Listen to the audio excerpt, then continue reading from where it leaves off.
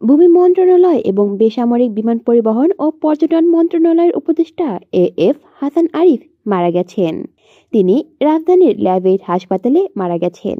তার মৃত্যুর খবর পেয়ে হাসপাতালে ছুটে গেছে প্রধান উপদেষ্টা ডক্টর মোহাম্মদ ইউনূস।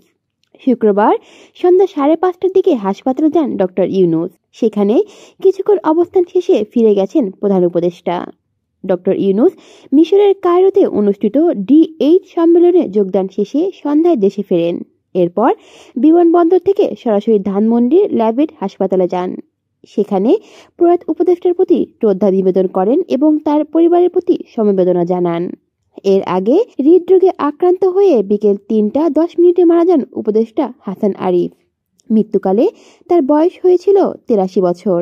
গত 8ই আগস্ট গঠিত অন্তর্বর্তী সরকার স্থানীয় সরকার, পল্লী উন্নয়ন ও সমবায় মন্ত্রণালয় এবং ভূমি মন্ত্রণালয়ের উপদেষ্টার দায়িত্ব পেয়েছিলেন হাসান আরিফ।